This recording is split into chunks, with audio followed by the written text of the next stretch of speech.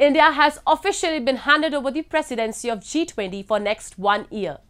Leaders around the world are placing their hope in New Delhi, and many observers are expecting that now when India is at the chair of the G20 presidency, the protracted Russia-Ukraine war could see its final days. India has always been in favour of peace and in dialogue and diplomacy as its favoured form of foreign policy. They say now is the time for India to take its place as a global leader in this increasingly divided world. Have a look. Prime Minister Modi was correct when he said that this is not an era of war.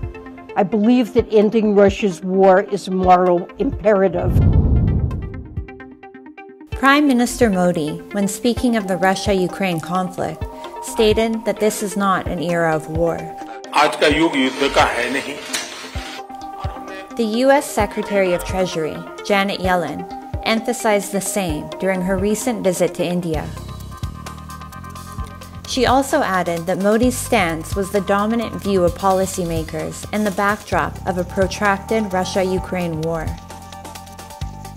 Earlier, the U.S. Secretary of State, Antony Blinken, and the UN General Secretary, Antonio Guterres, had also supported Prime Minister Narendra Modi's stance and his advice of peace to President Putin, and had urged both sides to cease all forms of aggression.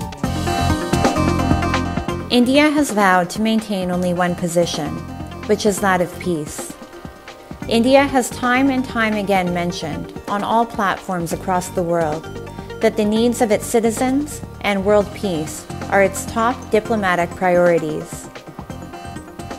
It is because of this pro-peace attitude that India has been able to retain friendly relations with both the West and Russia during a time when the world has become increasingly polarized and divided.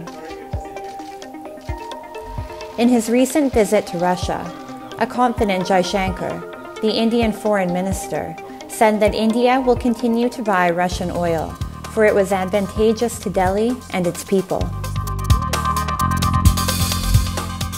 It is our fundamental obligation to ensure that the Indian consumer has the best possible access on the most advantageous terms to international markets.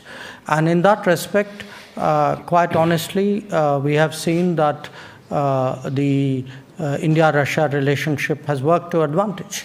So if it works to my advantage, I would like to keep that going.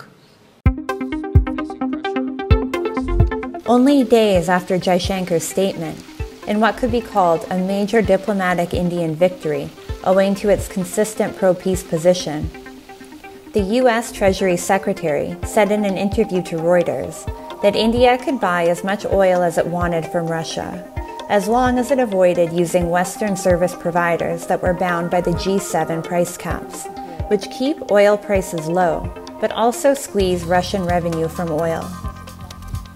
The United States and its allies in the group of 7 nations continue to take steps to prevent Russia from profiting from their oil supply by putting a cap on prices. However, this would not apply to India. Observers say that India is in position to quickly rise to prominence as a significant geopolitical and economic force. From under 2% prior to the Russia-Ukraine war, Russia's proportion of India's oil imports increased to an all-time high of 23% in September. Russia clearly appreciates India for its economy-focused and its own citizen-first diplomacy. Посмотрим на Индию. Талантливый очень народ, целеустремленный, с таким драйвом внутреннего развития. Он, конечно, добьется выдающихся результатов. Индия добьется выдающихся результатов в своем развитии. Сомнений никаких нет. И 1,5 почти миллиарда человек. Вот это потенциал. Still heavily embroiled in the protracted war, Russia has stated its intention to leave Kherson City, the only regional capital it has taken control of since the war began in February. While some speculate that withdrawal will only be a temporary break for both sides to recover and resume fighting, there are a few optimists that do not expect the fighting in the region to resume. Leaders around the world are placing their hope in New Delhi, and many observers expect that when India assumes the G20 presidency, the war could see its final days. India has consistently been in favor of peace and in dialogue and diplomacy as its favored form of foreign policy. Now is the time for India to take its place as a global leader in this increasingly divided world.